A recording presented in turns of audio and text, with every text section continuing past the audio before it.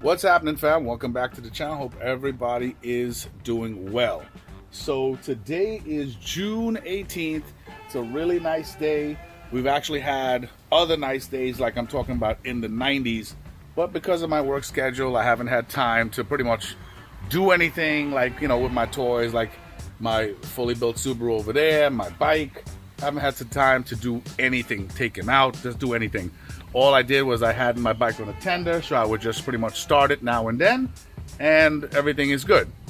So I said, okay, I got some time today, let me just take it out. So what you saw at the beginning of the video is a perfect simulation of what happened to me about 30 minutes ago.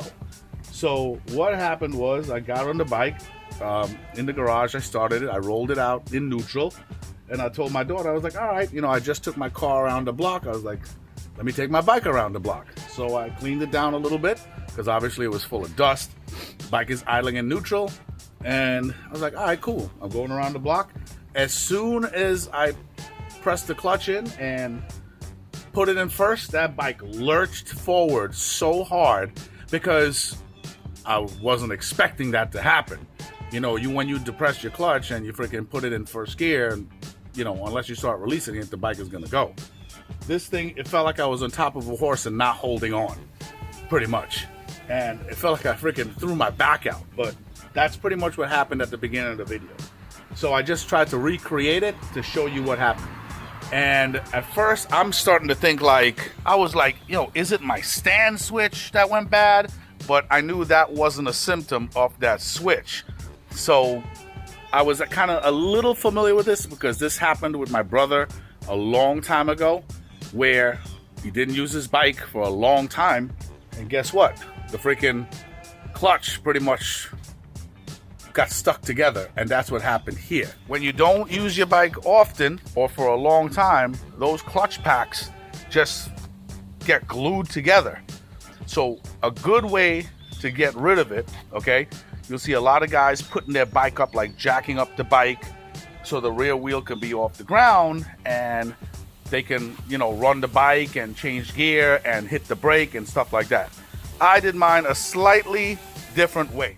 So what I did, with the help of my daughter, I ended up idling the bike for, you know, a good 10 minutes, left it in the sun idling, let the whole bike heat up really, really nice. And what I did was I increased the RPMs here and there. And this took 2 tries, and we got it on the second try. So what I did was I had her push me down, and we did it right in the driveway. The white car wasn't there yet. But from right here to the end of the driveway, I had her push me as hard as she could, okay, while the bike was idling in neutral. Okay, and I put it in second gear, and this is while holding the clutch. So while holding the clutch, once I put it in second gear, it pretty much stalled out. You know what I'm saying? Because it doesn't matter, because when you're pressing the clutch, you're thinking that, well, the clutch is supposed to, you know, disengage from the motor, but it's still engaging because all the plates are frozen. Again, I put the bike right here. I told her, I said, as hard as you can. She pushed me down the driveway. I put it in second, and the bike turned over. And then, as it turned over, it started just rolling. I didn't feel any force behind the movement anymore, which was good. So then I put it back in neutral, put it back in second, no lurch, dropped it down to first, everything is good. And then I took it around the block, went through all the gears, and so forth and so forth. Give it a good 20-30 minute ride, and now we're good. So guys, you know, a piece of advice I would tell you, if you got your bike down for the winter or whatever, at least what I would tell you is don't just idle it. You know what I mean? Just even if you don't have a lot of room or the weather's bad, just go through the gears on the bike. Let it idle for a good 10 minutes, 15 minutes or so, and just go through the gears, you know, while you're there, you know, depress the clutch, go through the gears so all the fluid circulates through, so it doesn't have this problem, you know, unexpectedly, because I'm telling you, I did not expect this shit to happen.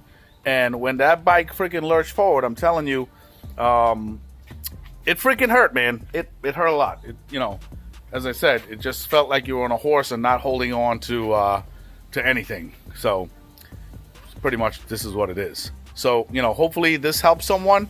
So definitely like, subscribe, comment, guys. Let me know what you think. And I will talk to you guys soon. Take it easy.